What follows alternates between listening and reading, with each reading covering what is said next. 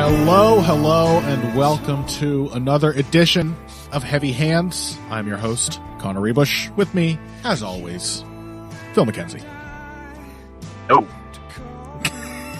And we are here today to talk to you about what other than UFC 311, which I sure hope a lot of you got a chance to listen to our episode last week, the first segment of our episode last week, in the day it was uploaded. Because then you could have been as excited as us, as we were at the time. What a different time it was. And I think it was Thursday, maybe, that the fight got changed. How late was it that we lost Sarukian? Yeah, it was something like that. I think it was the Thursday. So, instead we had the main event, Islam Makhachev versus Renato Moicano, who was, initially supposed to fight Neil Dariush. Dariush, of course, which, very funnily enough, I was just saying to, Zane on the Vivisection last week that, I would have liked to have gotten the chance to see Dariush versus Makhachev someday. I think that actually would have been a sneakily interesting fight. And here we actually had the chance. Little did I know at the time. And instead they went with Moicano, probably on the assumption that if he won, we would have one of the coolest post-fight interviews ever. Oh, 100%, yes. I mean, thank God he did not win. Thank God I did not have to hear what champion Renato Moicano had to say on the mic. Bravo. I still like Renato Moicano. Do you? I find him, yeah. He's an actual psychopath. I think he's a dangerous person. Like, I'm not kidding. I think he's like an unstable, dangerous person. He has gone down so many conspiracy rabbit holes so rapidly. He's really into guns. He's out there publicly talking about fucking shooting people to death. I think Renato Moicano. I've forgotten about that. Yeah. I think he's a bad man. Who was the economist he shouted out? I don't know, some fucking Nazi. It was some racial theorist who was pro ethno state or something. I don't remember. I don't. So I think he was just like a generic, somewhat right wing economist. I don't know. I did not look into it. I don't give a fuck about any of these people that Renato Moicano is obsessed with. But, previously he was talking about how much he wants to come to America and become a police officer so he can kill bad guys. I'm like, oh my God, this is a bad person. A man of psychotic passions and desires. I am very relieved that Islam Makhachev beat him, which, of course, was a foregone conclusion, and maybe they shouldn't have made the fight with that in mind. But we still had our wonderful main event, co-main event rather, between Merab Dvalishvili versus Umar Nurmagomedov. I thought that delivered across the board. That was a fantastically high-level fight. We learned a great deal about Umar Nurmagomedov, and once again we're witness to just the freakish natural talent of Merab Dvalishvili as well. And Yuri Prochazka actually learned a couple tricks for what turned out to be purely probably the best fight on the card with Jamal Hill. Like, in terms of just pure action and fun, Prochazka Hill was gangbusters. Loved it. So there's a lot of good stuff to talk about, even though much of the early part of the card didn't really deliver all that much. Yeah, it wasn't really booked to deliver. This was definitely not one of the ones which was stacked from top to bottom. Yeah, but it felt, to be fair, it's just the addition of Moicano, Dariush to this undercard. There's a reason it felt more stacked before even just that one change, because we essentially lost two great fights and got one mediocre one. Yep. So, but let's go ahead and get into the main event. Islam Makhachev, Renato Moicano. Again, like I said, kind of a foregone conclusion. I would never have expected Renato Moicano to beat Islam Makhachev. But before we get into the whys and wherefores, why don't you tell me what if anything, you managed to take away from this title defense? I think we saw there's a little bit of the increased volatility of not knowing who you're going to fight. Yeah. On both ends. In that, Makhachev was quite tentative on the feet. He got clipped and got like a flash knockdown / slip, which... It was a slip. Obviously, it didn't really... He got hit on the shoulder much at all. when he was off balance. Yeah. But, and then he immediately took Moicano down and then summarily finished him. And yeah, mostly I felt like it just shows you how much less prepared you can be for the specific things that your opponent is going to do when you are having to fight them on literally 1 or 2 days' notice. Yep. That you just get a fight which is slightly more ragged than the one you might otherwise expect. But other than that, this still has to be looked at as like an incredibly impressive performance. Of course. The only downside is that we saw a bunch of this performance out of Islam on his way to the title. Mm-hmm. It's not that, if I had gotten this fight in the run-up, I wouldn't have complained about it at all. I would have been nothing but amazed at how good Islam Makhachev is because he showed it once again. Mm-hmm. Yeah, because there's, a whole bunch of people have beaten Renato Moicano before. No one has ever beaten him like that. Yeah. And yeah, he was submitted by Ortega, but that was, a very classic early Brian Ortega fight where, in his own, as the Diego Lopez of his day, he mostly got beaten up for like the first half of the fight and then just poured on offense until Moicano cracked and sort of dove into a submission. But this was Islam simply taking him down and then him just immediately finishing him. Yep. And for a 7 rank, even, he's this wasn't just someone getting thrown in there. He's still like the 7th ranked fighter in the lightweight division. He's still a very good fighter who's on a very good run of Riddell, Dober, Jalen Turner, and Benoit Saint-Denis, of which 3 of those were finishes. Yep.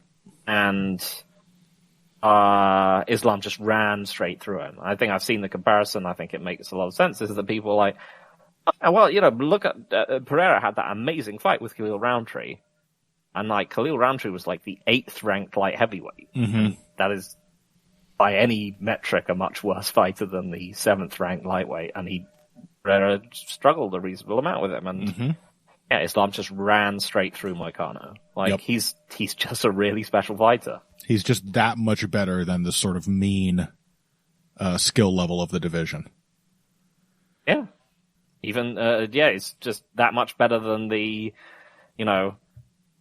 someone who's just like one standard deviation away from the absolute peak of the division. He's, right. wait a minute. Islam has finished everyone he's fought apart from that Volkanovski fight, going all the way back to Davi Hamosh in September 2019. Yeah. He had a turn where he started killing people in the run-up to the title, and I didn't even think of it in those terms. He has not stopped finishing people since. He got Volkanovski, too. It just took an extra 3 minutes. Yeah. Yep. So he has, every person he has fought, by a certain definition, he has finished, going back to well before he won the title. Yeah. So yeah, just it's another crazy example of how insanely good Islam Makhachev is. And and also just like what an exciting fighter he is. I know he's awesome. Yeah. I know he's kind of a bland dude and he doesn't have the Khabib personality, and he's just like occasionally he'll make a slightly wry remark about someone's jiu-jitsu or something, but he's not Khabib, who was a fiery dude who talked shit all the time to everyone, and he's much more like GSP in personality, and that I actually kind of find myself liking Islam as a guy. He carries himself respectably. He's nice and respectful to his opponents, and for the most part, he's always happy to thank them after he gets a win, and he comes across as a pretty humble dude. Yeah. Or at least someone who keeps his arrogance well in check and contained. You know, I'm sure he is fantastically arrogant, as he should be. It'd be crazy if he wasn't. But yes. He's a pretty, seems like a pretty approachable MMA champion, all things considered. And I quite like him. I like having that on top of, I like my characters too, but I like having just a pretty decent seeming normalish dude who also happens to be very clearly the best in his division. Yeah. And yeah, having seen what it takes to beat some of the other people in this division, and you know, Volkanovski himself and so on, it remains incredibly impressive that he is basically just finishing everyone. Yep. Khabib did not necessarily always finish everyone, but also, you've seen like Moicano just got dominated pretty much from the greater part of like 5 rounds by RDA himself, a very extremely capable, potent fighter. And yeah, just it's so incredibly rare to see this level of finishes at the championship level in a genuinely good division. Yeah, and not a one of them is like a freak finish. Every single one is like deliberately constructed from the ground up. Mm-hmm. Yeah, he's unbelievable. Really, all I have to say about this fight, outside of the fact that, yeah, Makhachev has a great layered takedown game. He's super patient, but also super uncomfortable in top position, and he forces you to make a mistake and kills you when you do. That's all great. My only other take on this fight is to somewhat agree, although I'm a little scared to do so, with our dear nemesis, Zane Simon, who he took to Twitter when the fight replacement was announced and said, "This is bullshit. They shouldn't do this. Islam Makhachev versus Arman Tsarukyan is the fight to make in the lightweight division. And it's possible Tsarukyan could be good to go in a matter of weeks. You don't know." And instead, because I'm sure it was contracted or whatever, and they have this newfound rigid adherence to the schedule over the actual fights themselves, that they said, well, we have to have the 2 title fights still, so let's stick Moicano in there. Zane actually got flamed for that. People were like, how dare you? It's so great that Moicano's stepping in. I'm so glad we get to see this fight. But I kind of agree. Like, I'm only going to get to see Islam Makhachev fight twice this year, you know, barring some unusual scheduling or whatever. That's pretty typical. And I want to see him fight Arman Tsarukyan. And it just seems like they had the chance to strike while the iron was hot. They took it, and then the iron got slightly cool, and instead of just sticking it back into the furnace for another 2 minutes, they just like whacked a piece of copper instead and said, "Here's your knife. I finished it. It'll cut things for a couple weeks before it bends." I don't know. I'm kind of on his side with that. Like, again, I appreciate a chance to see how. I tend to agree, but I know the UFC wouldn't. The modern UFC simply wouldn't do that. They wouldn't. They know who the A side is in that fight. They have a slavish devotion to the schedule, partially because, you know, for many reasons. Yeah. Not least of which is their business model, where they basically rent these, you know, they basically sell the events to the states that they're in, so that they are contractually obligated to them, and they're contractually obligated to ESPN, and then so they'll just never change anything unless they absolutely have to.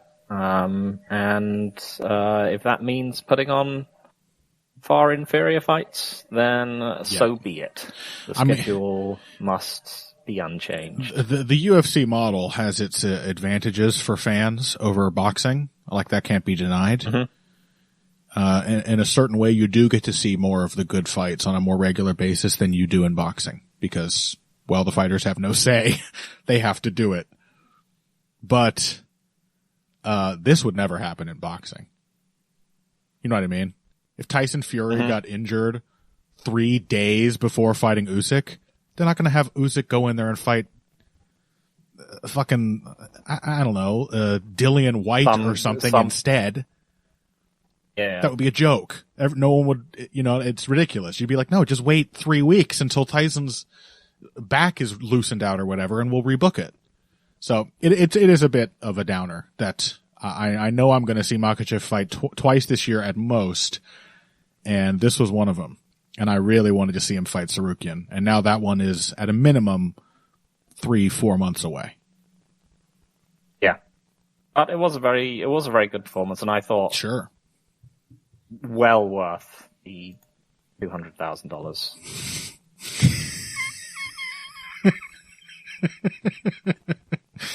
Now, of course, as champion, Islam Makhachev does have pay-per-view points.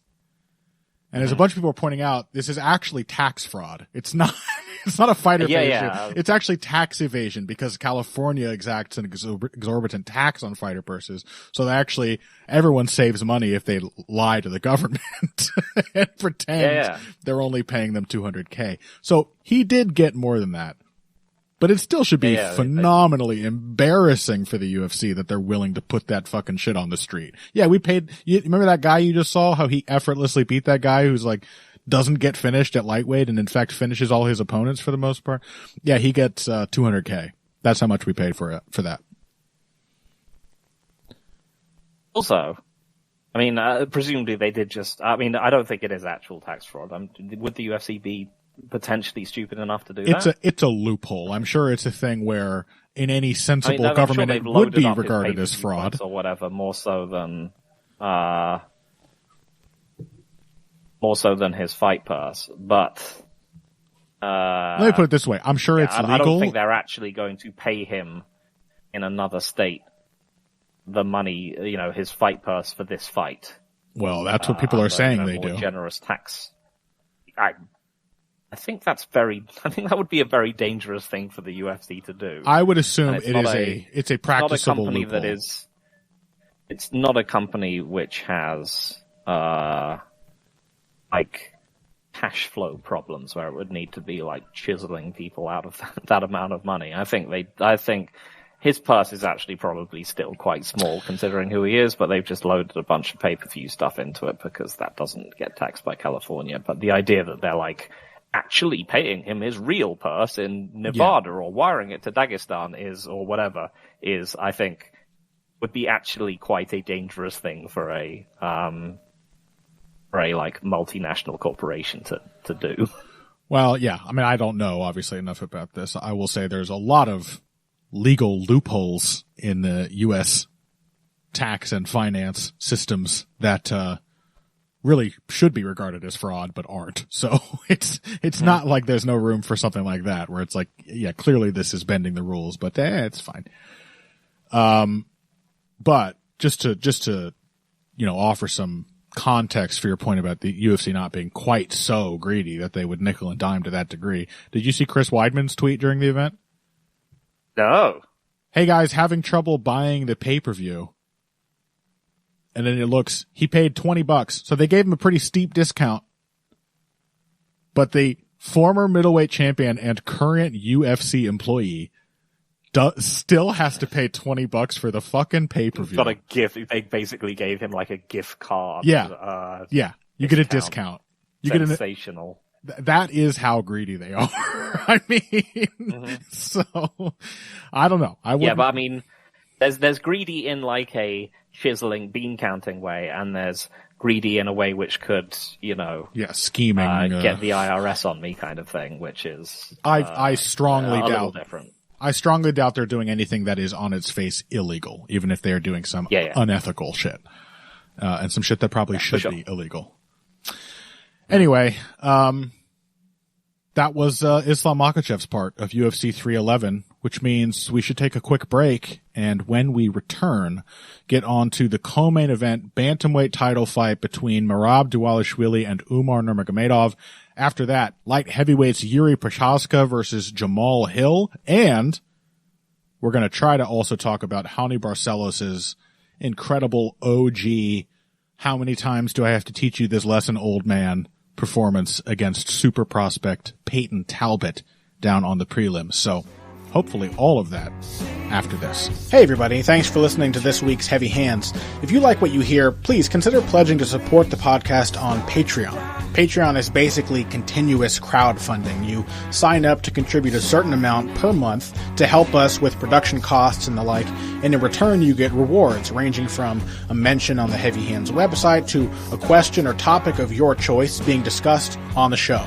We have a lot more in the works to reward you for your help, and we appreciate every contribution. No amount is too small. Just head over to patreon.com and find how you can help out, the only show dedicated to the finer points of face punching.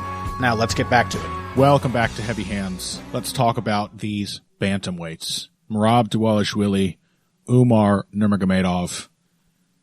An unbelievably high level, very satisfying back and forth fight. Both men tested by the other.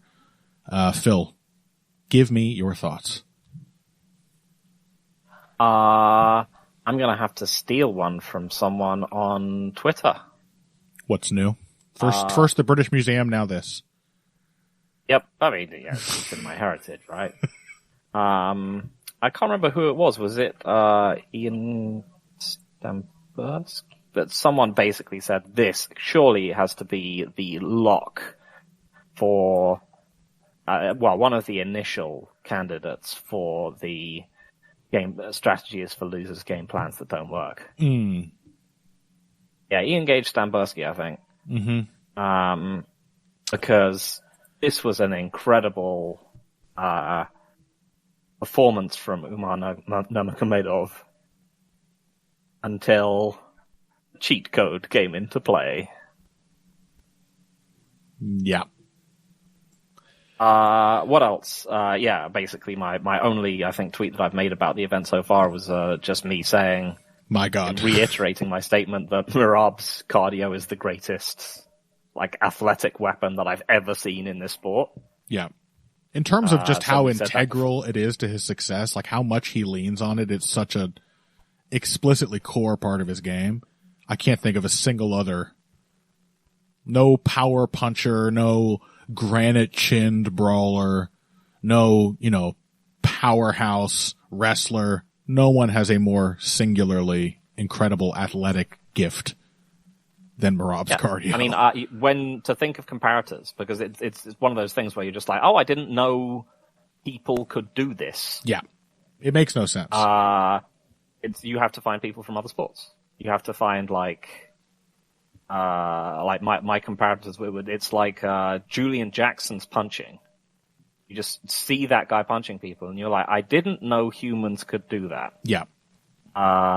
It doesn't even look like he's hitting people. It looks like he's like cracking a whip to just drive their soul out of their body. Yep. He goes through it's like them. If you see it's like watching Carolyn wrestle, for pure strength. It's just like one of those things where you're just like, I didn't think people could do that. And yeah, I've never really had that experience watching MMA before. Not really. I mean, to some extent, you get the occasional Yoel Romero moment or something like that, where something incredibly athletic will happen. I've had a few of those moments, certainly, but yeah, no one is defined by a quality this expressly. Yes, exactly. And it just makes no sense. It's not even like that's just not how cardio is supposed to work. It's not like the man is out here just demonstrating aerobic cardio, which essentially lasts forever. For human beings, it's a species-wide superpower that humans have to have incredible aerobic stamina. But he's out here shooting 40 fucking takedowns. He's doing explosive stuff. Those energy systems aren't supposed to be refreshable that quickly. Mm-hmm. And it just doesn't have an effect on him. He wasn't breathing hard in the post-fight interview. He was completely fresh still. Now I do have an interesting counterpoint to that, which is undeniably true. Oh, I was going to say, there's one more, Yeah, please. The last thing I was going to say about this fight, which was, so obviously, great game plan, didn't work. Merab, super freaky weirdo. Thirdly, this fight was really close. Really close, yes. This fight was really close. On two major, swivel points, which one of them was much more dramatic than the other. Mm-hmm. Round one was really close. There was not a lot that happened in that round, I'm going to be honest. I gave it to Umar because I thought he landed the sharper, better looking strikes, but it was super competitive. Yep. But round 5. You mean the one where Umar is winning for 4.5 minutes very clearly? Yeah. And this was another one where it was like a terrible commentary. Oh, they had no idea. They didn't recognize that Umar was doing incredibly well at all. Yeah. Yeah. They were just glazing Dvalishvili's cardio and just saying, "Oh, he just drowns people. It's impossible. It's crazy." And it was like he's not doing anything. He's not actually he's still throwing loads of takedowns, and Umar is staggering around the cage, looking exhausted. But Umar is landing all the strikes, and none of the takedowns are actually successful. Really weird. I'm actually really curious because we've seen these guys before, but yeah. I'm curious to see the official stats for that round actually, because I would expect an incredibly lopsided strike count for Umar in that round. Yeah, I mean Merab presumably evens it up a bunch towards the end. Right at the end, yeah, that's probably it, yeah. The official stats say 14-18 in favor of Umar. But surely those 18 were landed across the first 4.5 minutes, and at least 10 of those 14 were landed right at the end. And clearly the most impactful strike of the round was Merab's. That one was a bit of a heartbreaker because, I love when really good, skillful fighters succeed. That's my thing. And at that point, watching Umar do what he was doing in the 5th round, I was so ready to see him win. And I'm not even saying it was bad judging, because when Merab lands those 2 thunderous punches, it just kind of seals the deal. Like nothing else in the round. Oh yeah, he definitely wins that. He wins it. Merab definitely wins that round. You got to give it to him. He wins it essentially off a single flash knockdown. And then some actual top control towards the end of the round. But that is what wins him that round. He is definitely losing it before then. Yeah, which is unbelievable. Umar just didn't get hit by that punch. I mean, he might have got robbed. Maybe the judges would have got hypnotized by what Merab was doing, much as the entire commentary booth was. Yeah, I think Merab did get 149-46 scorecard, so it's very possible we would have been in for some hinky scores if Umar hadn't eaten that punch. I don't mind if you give Merab round 1. Fine. Okay, fair enough. Yeah. Umar only has one clear round. Merab has also only unclear round. It's round. He has kind of 2 because he definitely does 3 and 4. Yeah, he's clearly taken over. Yeah, and 5. Yeah, I don't even. 4 and 5. Yeah. 3 is another kind of swinger, isn't it? Yes. Yeah.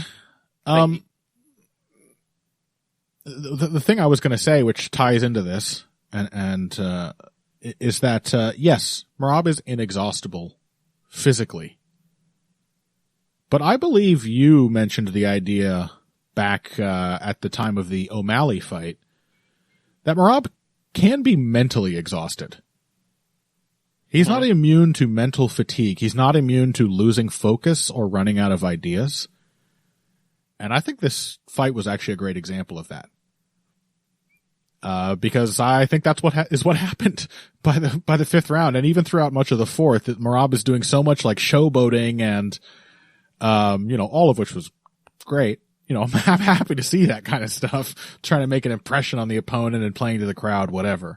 But, I think Merab this is a bit of a habit of his, where sometimes at the beginning, but oftentimes late in the fight, when he should be, because of his cardio, just completely sitting in the catbird seat, just walking to a win, He kind of takes that too literally and takes his eye off the prize and loses focus. I mean, that's two separate fights for it. I mean, to be fair, he didn't do that so much in this fight. Yeah, he really was going for it in the fifth. There were periods of it just wasn't working. Yeah, he didn't really know. I mean, how he definitely did it against O'Malley. Yeah, and there were periods of it in this fight as well, though. I mean, he was going for it. I'm not sure. Maybe it's not even a case in round 5 of mental fatigue and just a case of limited skill. Because provided that Umar was actually able to answer all of his threats, which he was right up until the ending minute of that round, Merab just did not know how to beat him. Yes. Pretty clearly, just didn't know how to get to him. So, with that being said, I need to see this fight a second time. This needs to be booked for a rematch. I can't think of a more obvious rematch booking case, and there are some reasonable arguments about, letting Umar have another fight or two to improve and rebuild his confidence. I'm amenable to those arguments. All I'm saying is, in short order, I need to see this fight again.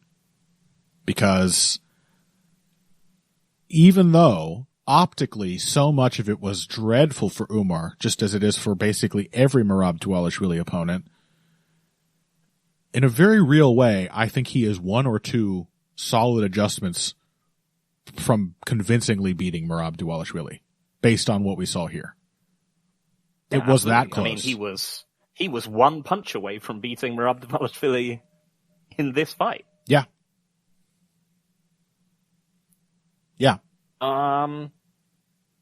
Yeah, I would very much like to see. I mean, I felt coming out of this that what a lot of people do, which is just that Umar is still very much the coming man. As you said, it was such a narrow win despite the optics. Yep. And he's 5 years younger than Merab. Yep. That is a lot in MMA. And, Merab might be one of those guys who can keep his athletic edge longer than most, but I'd be shocked if 3 years from now he still just looks utterly immortal. Yeah, this was a more impressive close but no cigar performance, a more impactful one for me for a title challenger than Steve Erceg versus Alexandre Pantoja. And that was a super impressive, this guy should not be doing this well as a challenger performance. And of course, anything can happen. Look what's happened to Steve Erceg after that. Things don't just automatically pan out based on all the potential you show in a fight like this. But, all things considered, Umar still looks like the only man to beat Merab, even after having just lost to him, which is I think a huge testament to just how incredibly well-rounded and thoughtful he is. But there are some adjustments to be made, some things to be changed. Let's get into some of the specifics of how this fight played out. Maybe we'll get into more of a scoring discussion as we go, although I think we're both probably okay with the decision as rendered. But yeah, let's go through the process and maybe we can find some things that Umar might do differently in a potential match, or at least identify some of the things that did go wrong for him. Yeah, I mean, that's the thing is that I did actually think this was quite a good performance from Umar. Like, he just couldn't maintain it. And once Merab just kept trying to force him backwards, he just couldn't really keep the pace with Merab. But yeah, I thought he did things which should work against someone whose primary weapon is cardio. He was attacking the body a lot, jab and lead hand, throwing in combination. He was trying to control the range in a way which Sean O'Malley didn't, and that he was constantly threatening Merab at distance, either with those kicks or his jab. Exchanging with him in the pocket, which he probably should do as well to make sure that he's not just getting free clinches. Totally. And also, I didn't dislike that he went for his own takedowns either. We mentioned that he might want to do that. Yeah, play your whole game. To make sure that Merab is thinking about it. Again, like given that idea that Merab can be mentally, if not physically exhausted, not a bad idea to give him things to think about as well. Totally.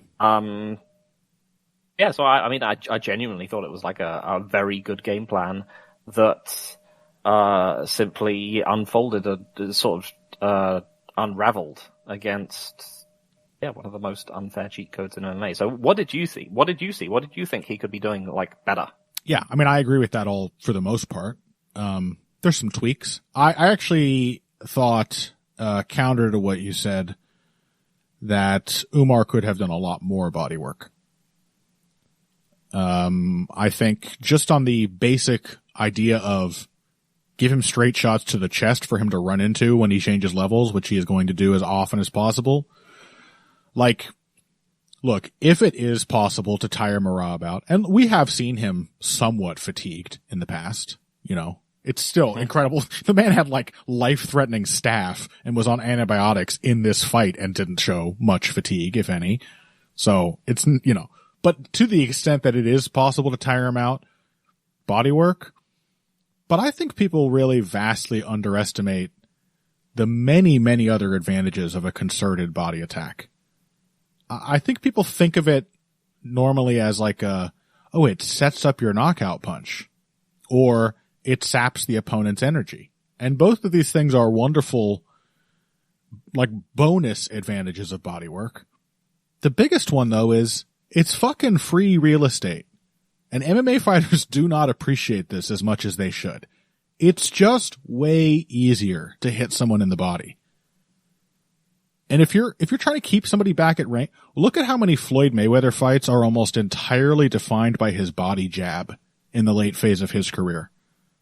That was his like stopping power weapon at range because he'd hit you center mass. You couldn't walk through it. It was just easy to land. And he got really good at throwing it. And as bad as a lot of Merab's defense is, he does move around a lot. His timing is weird and awkward, and he gives you a lot to worry about. Umar could have gotten a lot more success. And just the other thing about hitting someone to the body, like you want easy ways to make contact with your opponent on your terms. Because aside from the very specific granular idea of it's setting up the knockout punch, like, I go left hook to the body and then left hook upstairs and they'll drop their hand. Beyond that is the broader sort of principle idea that the more often you touch your opponent, the better your timing and sense of distance is. And so you should take as many easy opportunities to lay a finger on your opponent as you can. So from that thought process, and with the possible advantage of maybe slowing Merab down a little bit, I thought Umar should have invested a lot more body jabs, straight lefts to the body. I wish he'd done more of it. The other thing was, as I thought, his footwork was certainly held up better than Sean O'Malley's, but it did actually fall apart a bit under the pressure, which is, unavoidable to a certain extent.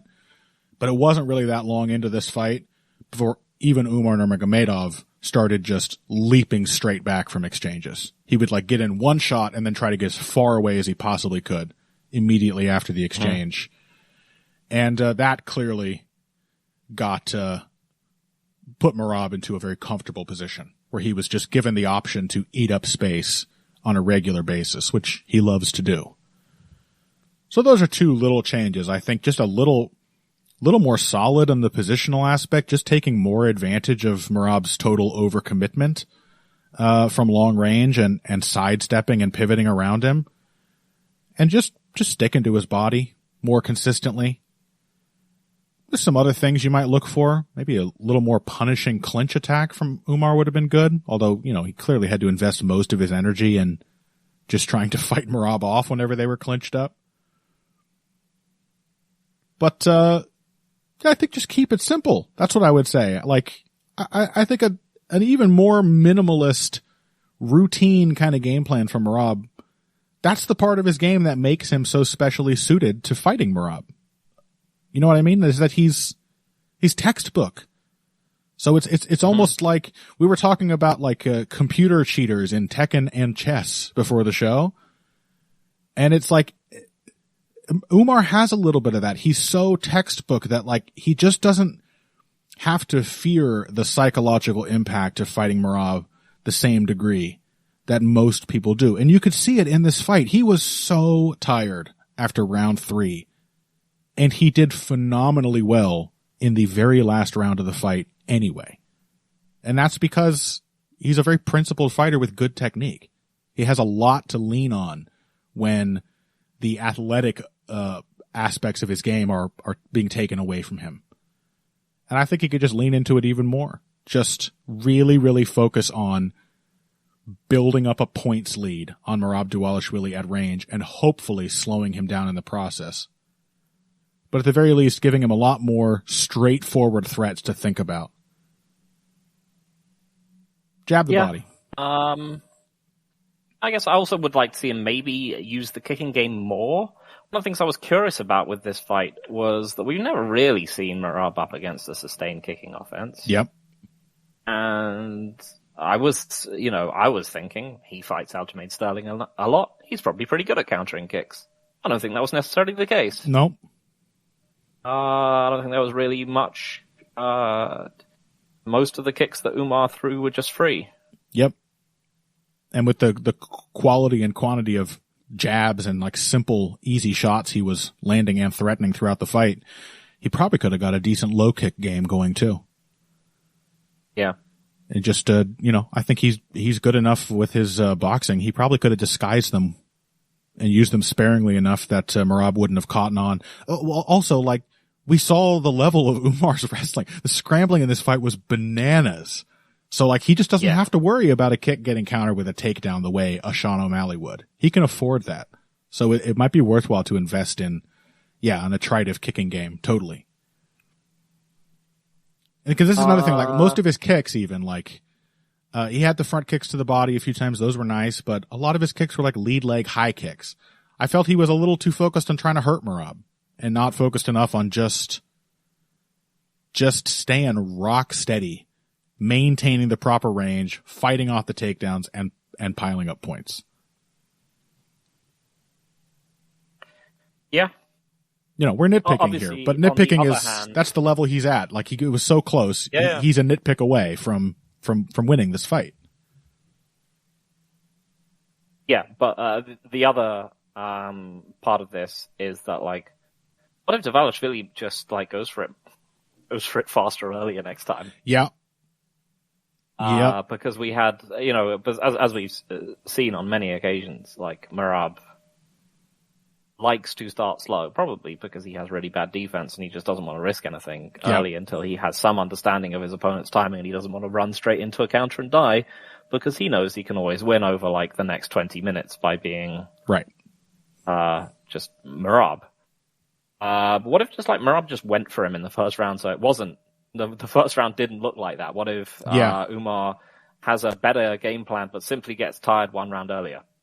Yeah, because it's not like he's not as dangerous as the likes of Sean O'Malley on the feet. It's certainly a wider margin for error for Merab to just pour it on, just knowing that he is going to exhaust him if he just imposes his game long enough. And it really won't take that long. It'll take 2 rounds worth of imposing his game before Umar is dead tired, and still shockingly good despite that, but clearly dead tired. Yeah, I mean, Umar said that he'd broken his hand after the fight. If so, he did an amazing job of hiding it. Yeah. I didn't notice at all. Still looked like difficult to notice on rewatch. But he's having any issues with his hand. I'm not saying that he was lying or anything, but no, they showed a picture of his hand. It looked fucked up, but he was still doing the full 2-fisted attack throughout this whole fight. Yeah. So, like, clearly an incredibly brave performance. I don't know how much that affected his own cardio, like just worrying about it. Yeah. Might have just caused him to just gas out that little bit faster than he might have. It's very difficult to say. I mean, as the main thing is that, like, yeah, this was just super closely contested, despite the fact that it felt like someone essentially trying to figure out something which is impossible to figure out. Someone trying to fist fight a fucking tornado. Yep. Yeah. That's the crazy thing. The fight was simultaneously defined by being close and competitive and by every round, one after the other, just being a testament to how much of a fucking freak Merab Dvalishvili really is. I don't know how we got such a competitive fight, given that, yeah, it's like I can almost forgive the commentary for just sitting there even in the round 5 and just marveling at Merab's cardio, because it's unbelievable to see it. Mm-hmm. I found myself like rooting for him because, you know, I came in picking Umar, and I normally just, you know, you normally sort of instinctively want the people you pick to win. And, you know, we like the technical fighters. I actually found myself kind of rooting for Merab because, you know, he was put in a tough spot, forced to accept, you know, this ice cold, dynastic talent who's been built in a lab to beat him. Mm-hmm. And just watching him just like persevere, slowly break this guy with just his incredible ability to keep going for it. It was genuinely remarkable. Yeah, it's miraculous. It's unnatural. Yeah, I think it was kind of a star-making performance for him. Like the crowd was just behind him at the end. Like even a, you know, typically pathetic UFC crowd who would just be like, "Oh, they're grappling." You know, they were like, that was awesome. And yeah, he's now at a point where he's beaten. Let me check. Umar Nurmagomedov, Sean O'Malley, Henry Cejudo, Piotr Jan, and Jose Aldo. It's a pretty solid resume. All right. I've seen better. No, it just doesn't make sense. I know I keep saying that. I keep repeating that phrase, but yeah, it's not just, I suppose, you know, it's knowing that you're gonna have it there to back you up helps. It's sort of, Merab's a bit like Derek Lewis, isn't he? When Derek Lewis discovered his zen, he became kind of fearless at heavyweight, even though he's perfectly capable of getting knocked out. Cause it seemed at some point he convinced himself, like, I can punch anyone's lights out. All I have to do is remain in the fight for as long as possible. Yep. And it gave him a really uncanny kind of confidence. And Merab has that, but that means that the stamina is not the only impressive thing. The perseverance and the drive to win is an incredibly impressive part about Merab as well. And this has been true for as long as I've known who he is. Do you remember that fight with Ricky Simone? He has been this dude for as long as he's been in the UFC.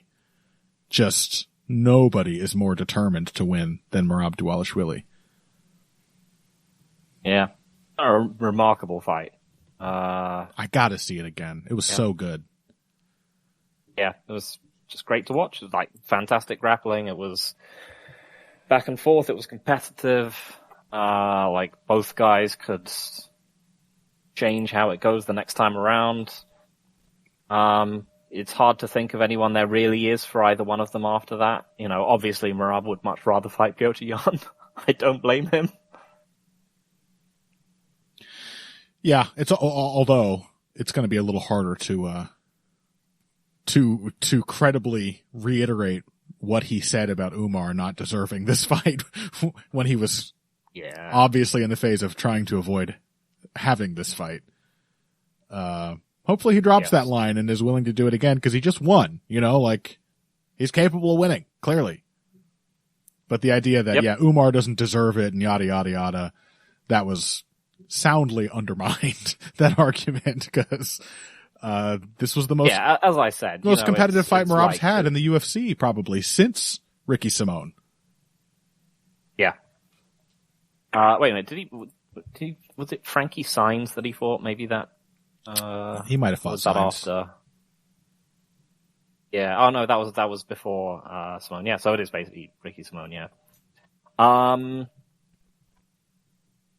What was I going to say? Oh yeah, I mean, like the Umar thing. That was ridiculous. Like that he's not ready. It was exactly like as I think I said. It was like the John Jones thing back in the day. They were like, he hasn't really fought any of the contenders. He hasn't fought Machida or Rampage or Rashad, and he's already getting to fight Shogun, and he's only beaten Ryan Bader. And just like, look at the man. Look at him.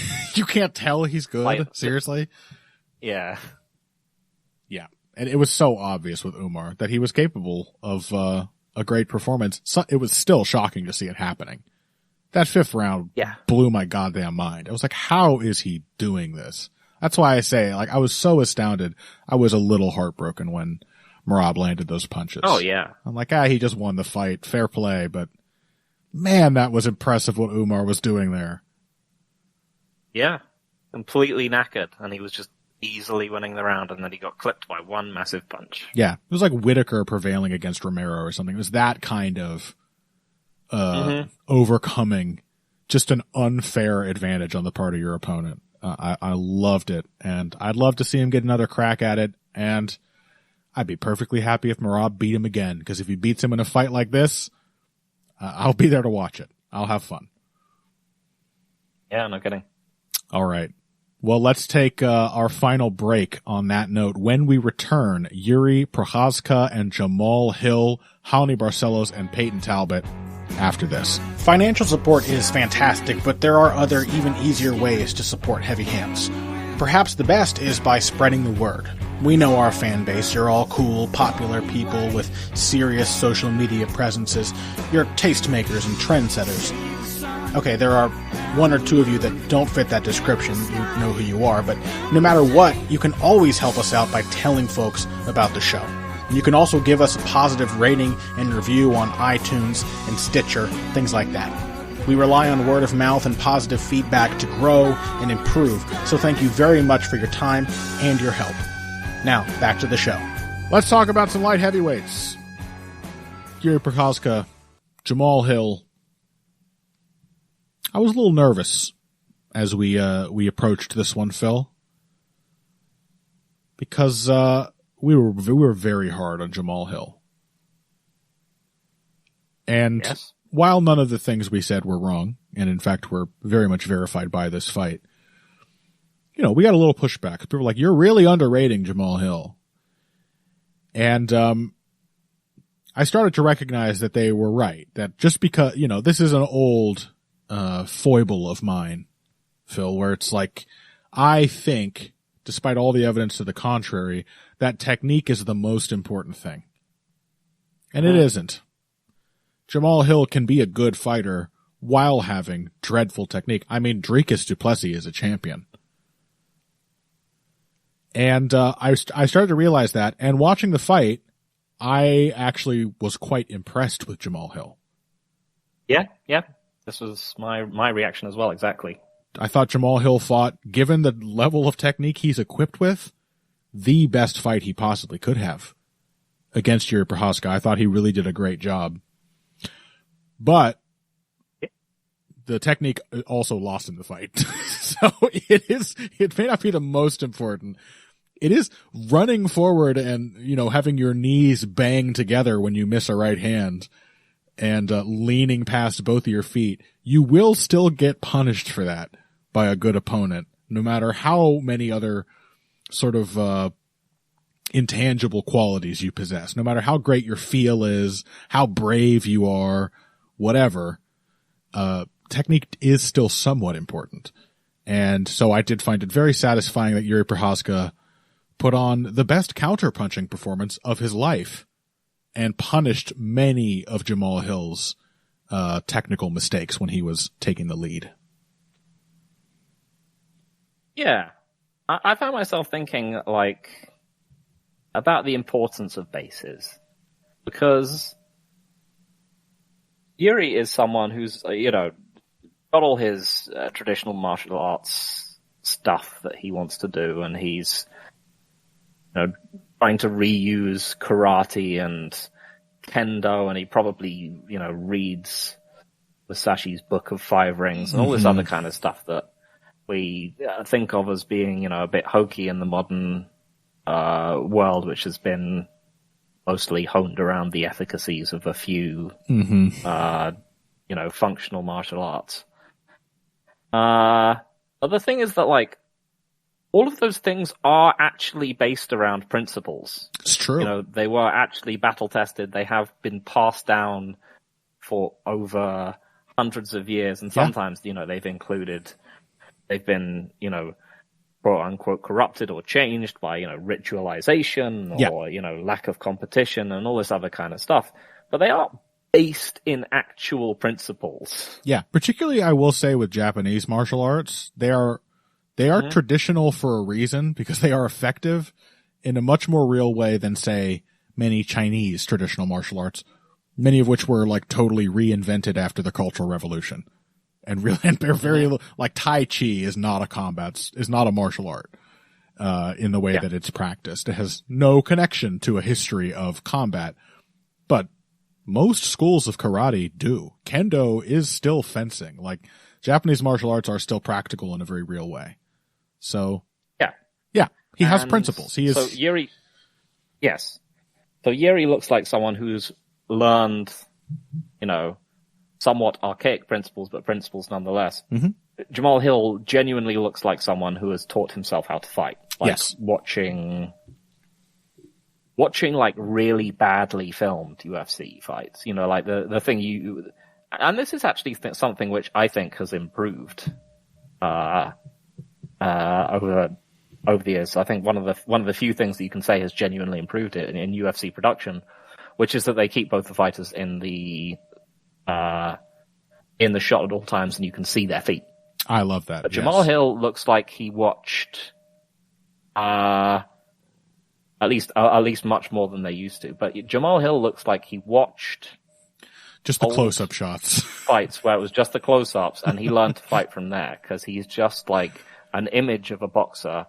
And then, as you've said many times, just like the worst footwork that you've ever seen. Yeah, the disconnect between upper and lower body is astounding. Yeah, and as such, it's like it's a genuine credit to him that he's as good as he is. Like, because he has decent instincts, he's tough, he's got good shot selection. I mean, it made me again, like, this fight made in the same way that, like, the Merab fight made me feel surprisingly inspired by Merab Dvalishvili in a way that I didn't necessarily expect. This fight made me feel sad for Jamal Hill. I kind of agree. You really are a genuinely talented fighter. Yeah, he is. You just look like no one has taught you how to fight at all. And I'm sure that now you can't learn, because you would instantly assume, if someone tried to teach you things, that they were a bitch-ass pussy who thought you were an idiot and were trying to mock you. Yeah. Jamal Hill walking into a classroom and immediately the teacher opens their mouth, stands up, says, "I am not the one," and leaves. You thought you were going to teach me shit, pussy? Yeah, I kind of agree. I felt a little sad for Jamal Hill. I thought it was a super credible performance. Despite how janky he looked through much of it. He's got great timing and shot selection too. Like you said, he found that left hand to the body. Yuri hated that. And Jamal Hill did not stop going for it after he found it. He showed a lot of good fighting qualities here. And this is speculation, of course, but per your remark a minute or two ago, I would guess that Jamal Hill, for all intents and purposes, is someone who taught himself to fight. There's a lot of bullshit MMA gyms in this country. If he didn't, there's an absolute criminal out there who's responsible for training him. Yes, that's the alternative. Yeah. Either he has the worst coach in the world, or he has taught himself to fight. And I find that to be probably very, very plausible, because we know he's like the top dog at a nothing gym, like OSP. Yep. And so I would guess there's probably nobody at Jamal Hill's gym whose fighting style looks quite like his, because, he's just concocted it himself, Trevor Peak style, through trial and error.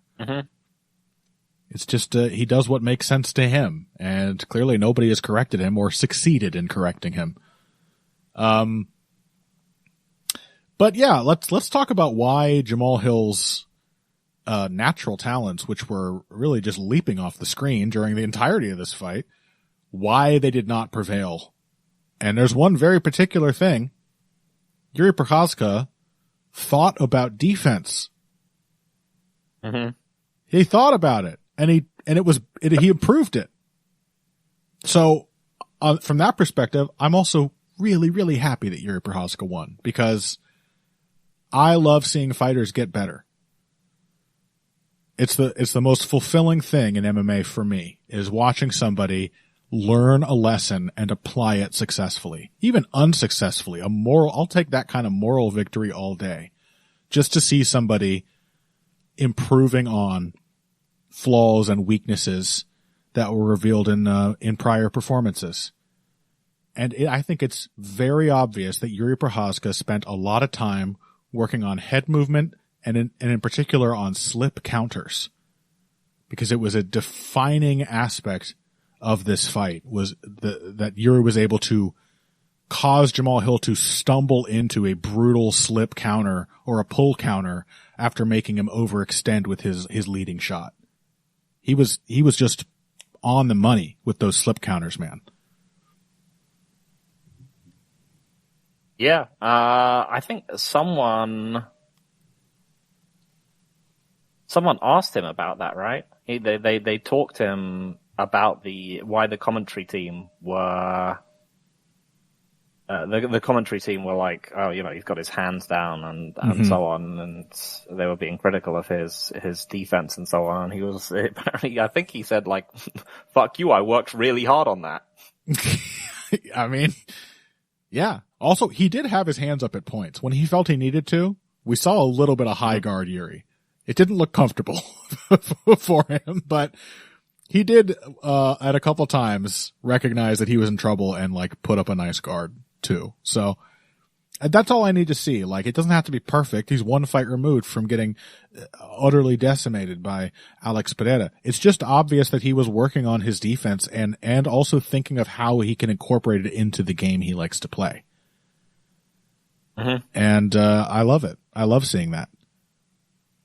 I thought it was, even though it was still a Yuri fight in so many ways, it was way cleaner early than I had expected.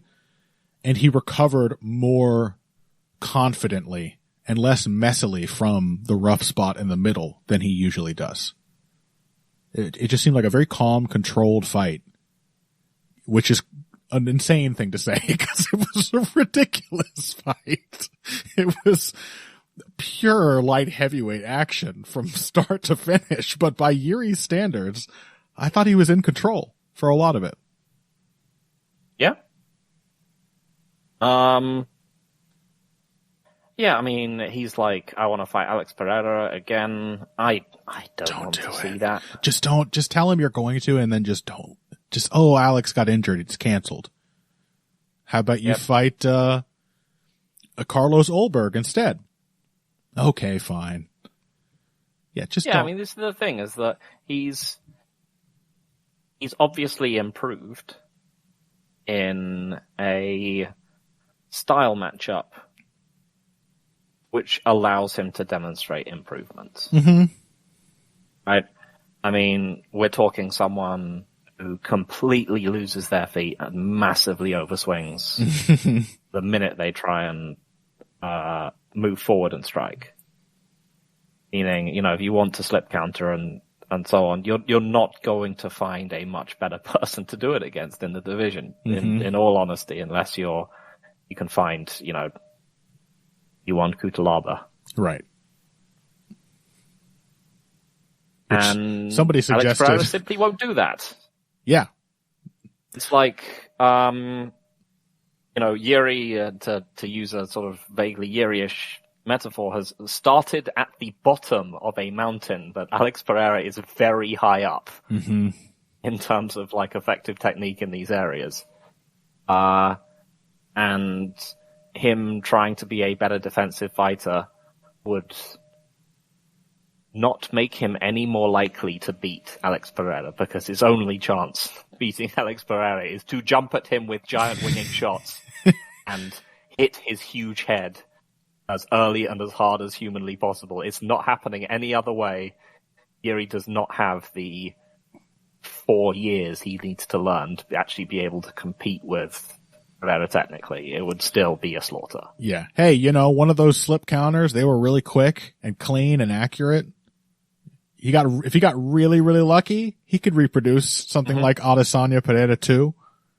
Just nail him on the counter when he's going for the kill. That's possible, but just, I don't need to see it again. I get it. It's not likely. It wouldn't be a replicable outcome. No, and I just don't need to, I get it. I get what their dynamic is. Unless something dramatically changes in the next 2 years, I just don't need to see that one again.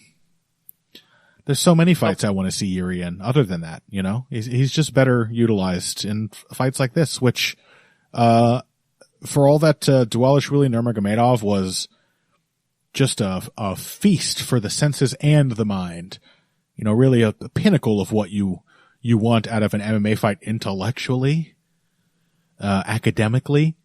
This was probably the best fight on the card because it was ridiculous. And violent and fun and competitive. I mean, this was a great, just pure fight. Yeah. As I said, we said at the time, it's just amazing booking. Perfect. Those 3 fights were just as they were originally booked. It was just a perfect 1, 2, 3. Yep. Just, incredible technique in the tops and the very top of the sport, and then just 2 incredibly different violence idiots. Yep. And fortunately for us, the 1 and the 2 both still delivered, even if we did miss that biscuit at the end. Yep. Okay, well, let's just say a few quick words to finish up here about a massive upset that happened in the featured prelim slot. Peyton Talbot, highly touted as the future of the Disney Channel. I mean, of mixed martial arts. Very clearly, just a super prospect. Just an incredibly natural athlete who, is, going to be a contender probably quite soon.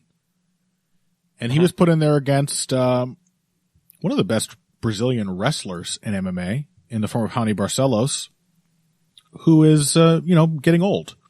Barcelos is a guy who had really already reached his prime right around the time he got to the UFC, and that was in 2018. And now he's 37. He got a lot of basically tough matchups with, high risk, low reward matchups along the way, and has kind of been reduced to I don't even think he was regarded as a serious gatekeeper in this matchup. I think even I overlooked just how effective he could be with a wrestling heavy approach. But that is the approach he brought in, and it really, really worked against Peyton Talbot. It was a classic prospect loss. Yeah, this was, watching this one, we didn't get to talk about it before the card itself. Mm-hmm. When they were announcing this one, I was thinking, I don't even really know why, but I was just like, I think I would pick Rony Barcelos to win this. I know he's probably going to be an underdog. And then they were like, Rony Barcelos, a plus 600. I was like, he's a what now? Mm-hmm.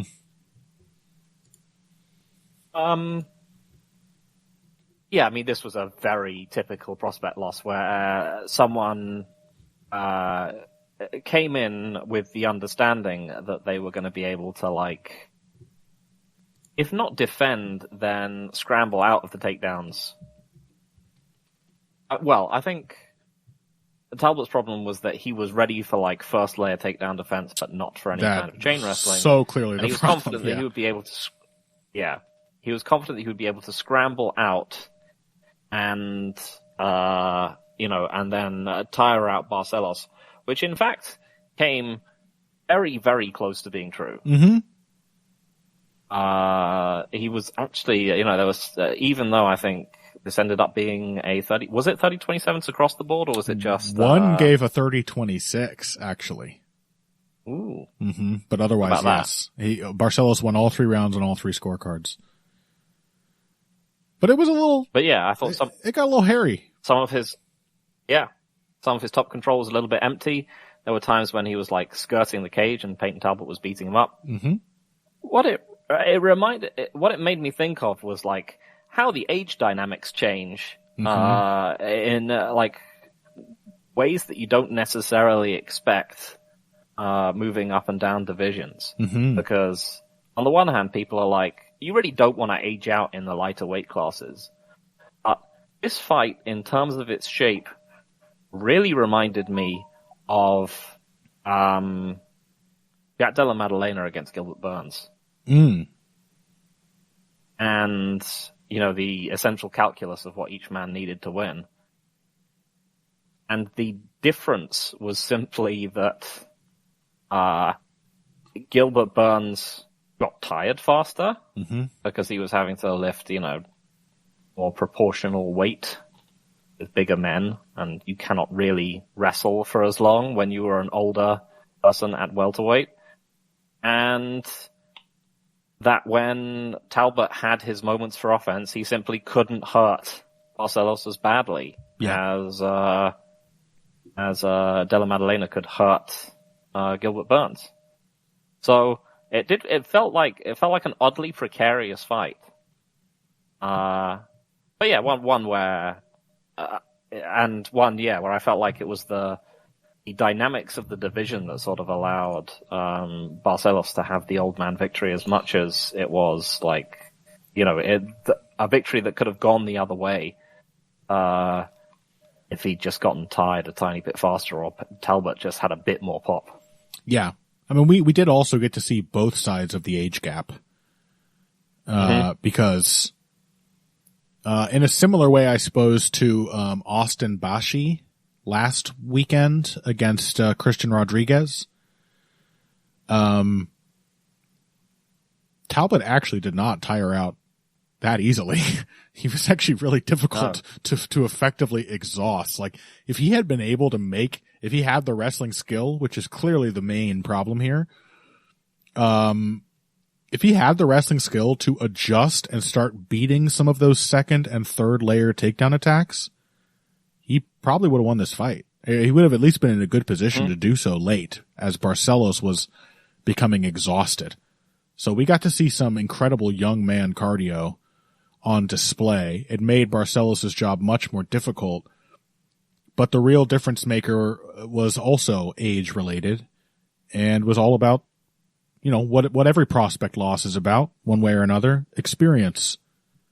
And Harney Barcelos had a super deep bag of tricks, and he knew coming in, he played the game the way it's supposed to be played.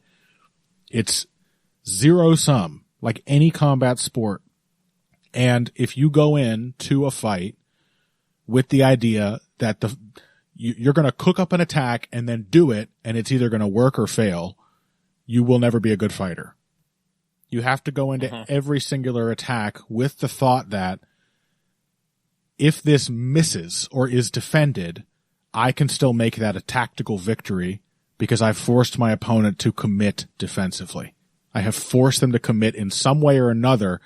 Now I can follow up. And that in some way is the point of the initial attack, is just to create an opening. And you have to be willing. You have to be flexible, mentally, tactically, to do that.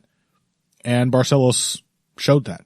He had so many takedown finishes, outside trips, single legs, running the pipe, cracking Peyton Talbot down, like just every manner of takedown finish you could conceive of, all of which came after having his initial shot more or less completely stuffed. Hard sprawl. Peyton Talbot's young man athleticism and timing was on point. He was crushing those initial takedown attempts, and it was always in the depth of the wrestling attack where, I mean, that was the crazy thing too, is almost immediately after Barcelos would adjust to the initial sprawl, it would work like right away. Yes. Talbot had no notion of how to add further defense or how to keep adjusting. He was just fully committing to that initial defense. But that is a real great example of what an experience gap can look like in a fight. That Barcelos he was so flexible in how he went about his wrestling attack, and Talbot did not have flexible defense. Yeah. This was great to watch. I like Peyton Talbot. Sure. He'll be back. This is a great learning experience for him. He didn't even get too badly beaten up, didn't get finished. Like, this is a thing that had to happen sooner or later for him. So it's a good thing for him as long as he takes the right lessons away. Yeah. And yeah, it was just really inspiring to watch Johnny Barcelos going out there and doing his thing. I love it. As he said, he was disrespected by the frankly insane lines. Yeah, it was like minus 600 or 700 for Peyton Talbot. I'm like, yeah. Look, I overlooked Tony too, but I would never have made those lines. You clearly don't know how good this guy is. Yeah, and it just, much as the Rob Font fight against, the Rob Font win over, what's his face? Yanez, yeah. Proves, like, bantamweights are just really, really, really good. Yeah. There's such broad parity in this division that, like, you would make a critical error assuming that Johnny Barcelos isn't basically an elite bantamweight simply because he's not ranked or not ranked highly. He's still basically an elite bantamweight, and we saw that. Yeah, but I mean also, just the top 30 of this division are all just extremely good fighters. Right. They will have massive depth of skill or like physical attributes. It's just really hard to break into this division as a young fighter, even if you are a preternatural talent. Yeah. All that having been said, I thought this wasn't really even a bad look for Peyton Talbot. Oh. I thought he showed his grit and his determination, and he showed incredible fitness and mental resilience. He just got showed up for not knowing enough yet. That's all it was.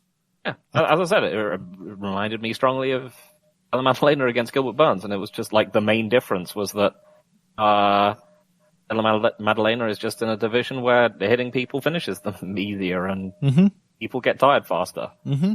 Like without those sliders applied to it, this fight could have looked like that as well. And Ella Madalena is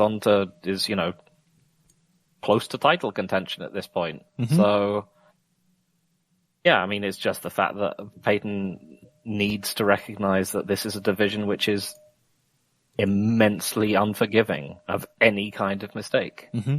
Fortunately for him, he's a super athlete of 26 years. So he has really all the time in the world, and the kind of athletic talent, which means he can probably very quickly make a lot of the necessary improvements.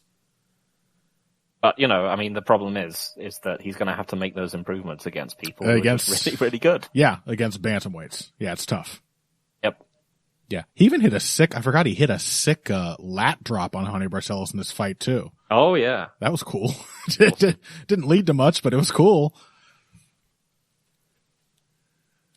So yeah, really great fight. Very happy for Johnny Barcelos. I mean, there were multiple handy contenders decided on this card, and Barcelos has for sure. Gotta be one of them for the, I think that's the how many times do we have to teach you this lesson, old man award.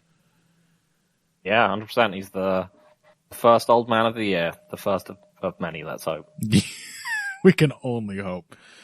All right. Well, that will do it for this week's episode of Heavy Hands. Of course, there is no UFC show next weekend.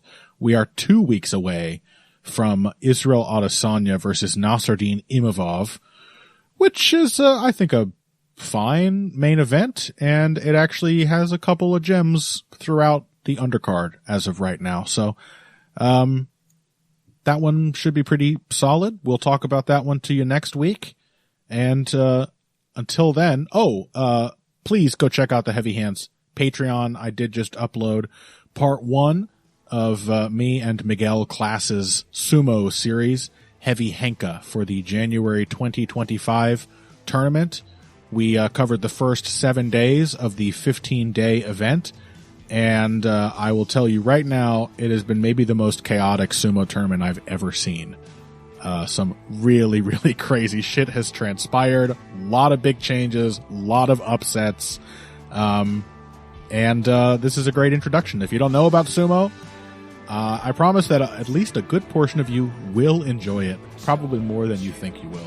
It's a cool combat sport, and Miguel and I always have a fun time talking about it. So find episode 1 of the January 2025 Heavy Hanka Duo up on the Heavy Hands Patreon now. Other than that, find us on social media at Evil Greg Jackson and at Boxing Bush are our handles on Twitter. At King Typo is me on Blue Sky, and we'll talk to you next week.